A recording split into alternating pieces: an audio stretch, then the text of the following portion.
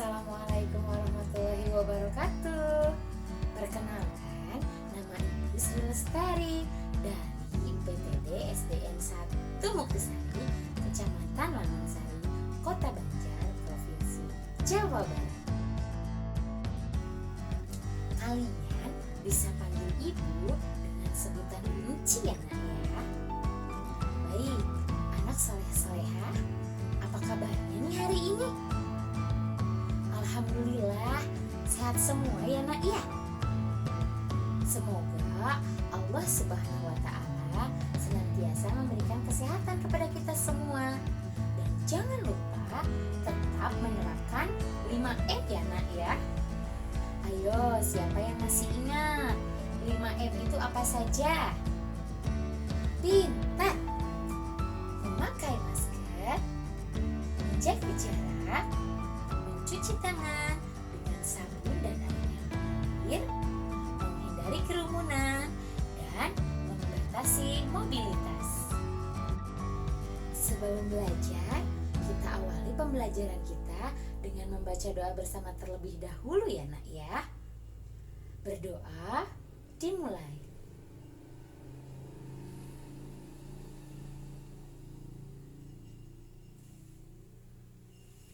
Berdoa selesai.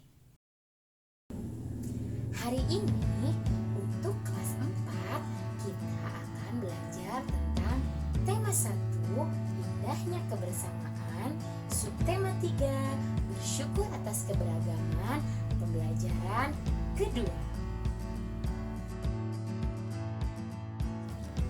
Pada pembelajaran kedua ini kita akan belajar PPKN, matematika, dan SBDP.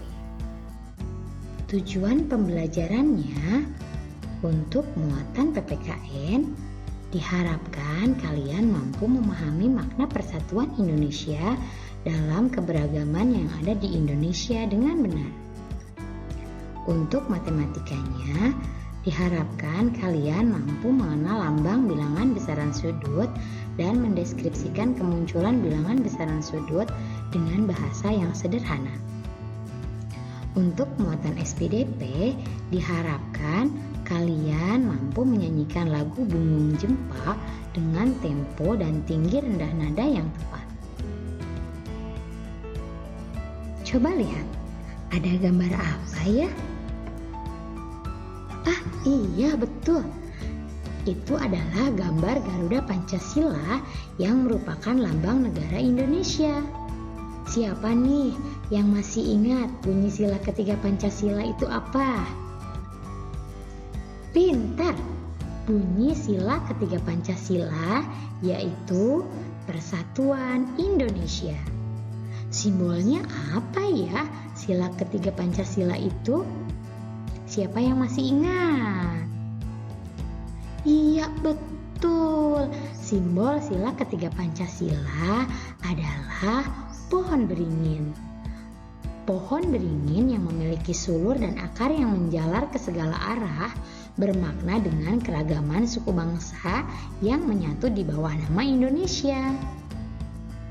Tahukah kamu, keberagaman Indonesia juga tercermin pada rumah adat. Setiap suku bangsa memiliki rumah adatnya masing-masing. Indonesia memiliki rumah adat yang beragam. Kita harus mensyukurinya. Ayo kita pelajari lebih lanjut tentang macam-macam rumah adat yang ada di Indonesia.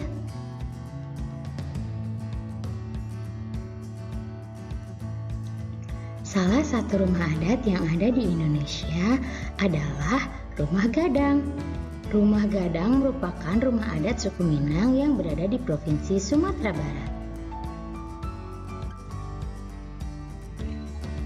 Selanjutnya ada Rumoh Aceh. Rumoh Aceh merupakan rumah adat masyarakat Aceh di Provinsi Nanggroe Aceh Darussalam. Selanjutnya ada Rumah Balai Batak Toba. Rumah Balai Batak Toba merupakan rumah adat suku Batak yang berada di Provinsi Sumatera Utara. Selanjutnya ada rumah adat Tongkonan. Rumah adat Tongkonan ini merupakan rumah adat suku Toraja yang berada di Provinsi Sulawesi Selatan. Selanjutnya ada rumah Baileo. Rumah Baileo ini merupakan rumah adat yang berada di Provinsi Maluku. Berikutnya ada rumah adat Bangka Belitung. Rumah adat Bangka Belitung ini berada di Provinsi Bangka Belitung. Ada juga rumah kebaya. Rumah kebaya ini merupakan rumah adat suku Betawi yang berada di Provinsi DKI Jakarta. Selanjutnya ada rumah joglo. Rumah joglo ini merupakan rumah adat yang berada di Provinsi Jawa Tengah. Selanjutnya ada rumah Julangapak. Rumah Julangapak ini merupakan rumah adat suku Sunda yang berada di Provinsi Jawa Barat. Yang terakhir ada rumah Honai. Rumah Honai ini merupakan rumah adat yang berada di Provinsi Papua. Selain rumah adat yang sudah disebutkan tadi, masih banyak loh rumah adat yang lainnya. Silahkan kalian cari lagi informasi mengenai rumah adat lainnya. Kalian dapat mencari di internet, mencari di buku, atau bisa juga seperti yang dilakukan oleh Edo dan Lani dalam teks bacaan berikut. Mozaik kreasi bersama. Lani duduk termenung di meja ruang tengah rumahnya. Di hadapannya terbentang sebuah karton besar. Masih kosong. Pak Burhan memberi tugas kepada anak-anak untuk membuat mozaik kreasi sendiri. Tugas tersebut harus dilakukan secara berpasangan. Lani berpasangan dengan Edo. Sejak kemarin, Lani sudah mencari ide untuk tugas tersebut, tetapi ia belum menemukan yang sesuai. Ah, tunggu Edo saja, pikir Lani. Tugas bersama akan lebih baik hasilnya jika dikerjakan bersama. Beberapa saat kemudian, Edo datang. Benar saja dugaan Lani. Edo sudah mempunyai ide untuk mozaik mereka. Usul Edo adalah membuat mozaik rumah adat. Edo berasal dari Maluku. Ia sudah punya contoh gambar rumah adat Maluku. Baileo namanya. Menarik, Lani pun memberi usul untuk membuat juga mozaik rumah adat dari daerah lain. Rumah gadang dari Padang, rumah kebaya dari Betawi, rumah Aceh, rumah joglo dari Jawa, atau rumah limas dari Sumatera Selatan. Rumah adat daerah-daerah di Indonesia memang beragam dan unik. Mozaik rumah adat akan menjadi kreasi yang menarik. Selain itu, ketika nanti teman-teman mencoba merangkai mozaik, mereka akan belajar juga tentang keragaman rumah adat Indonesia. Pak Burhan memang sengaja memberikan tugas membuat mozaik secara berpasangan. Bukan hanya untuk mengasah kreativitas, tetapi juga memunculkan diskusi, mengasah kerjasama, serta memecahkan masalah bersama-sama. Sama seperti mozaik, ketika keping-kepingnya digabungkan, menjelma menjadi gambar yang indah.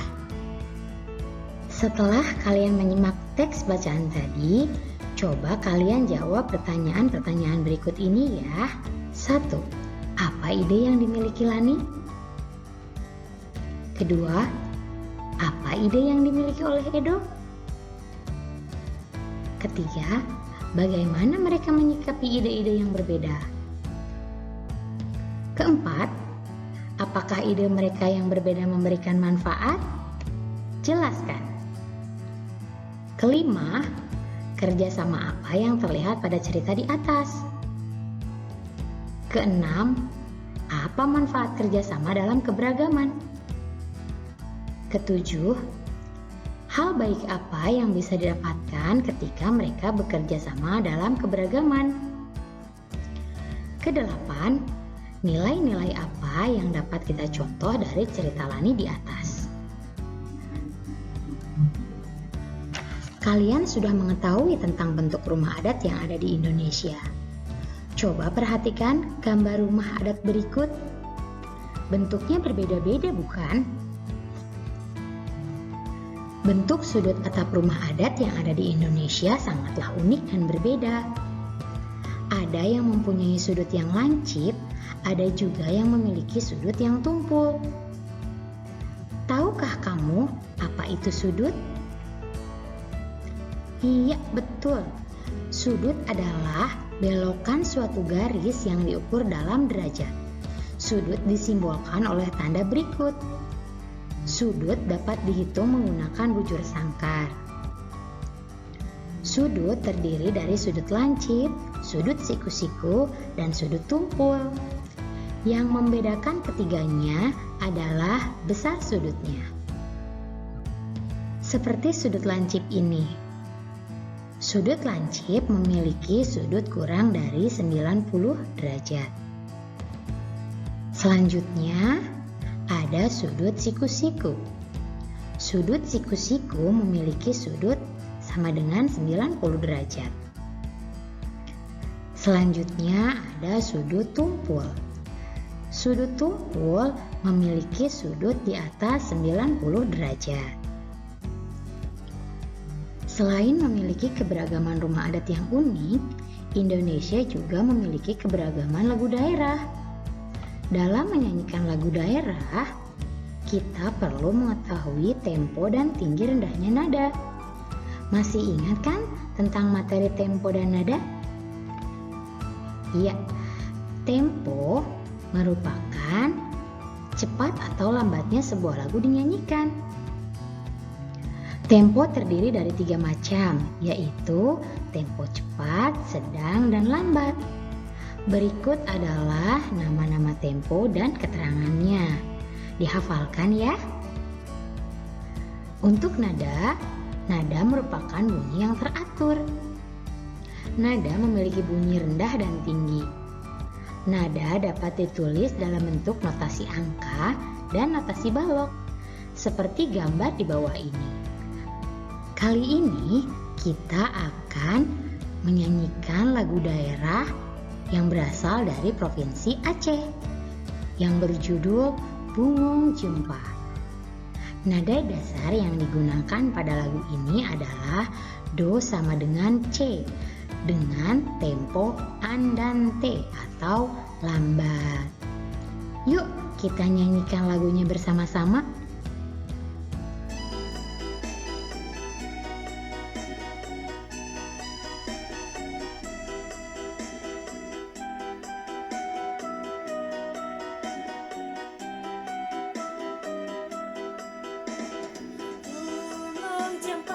Gunung Cempa, megah di Aceh.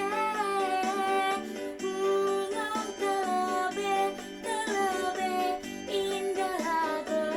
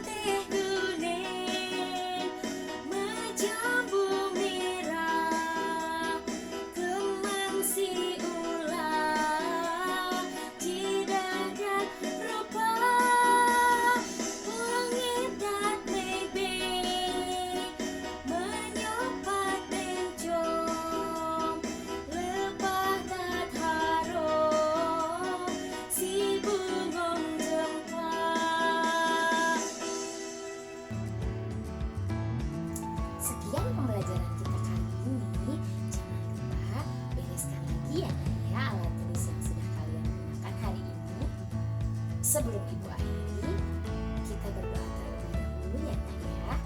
Berdoa dimulai. Berdoa selesai. Alhamdulillah, kalian sudah belajar dengan baik hari ini. Terus semangat ya Nak ya belajarnya. Ibu akhiri ya Nak ya. Assalamualaikum warahmatullahi wabarakatuh. Sampai jumpa anak-anak.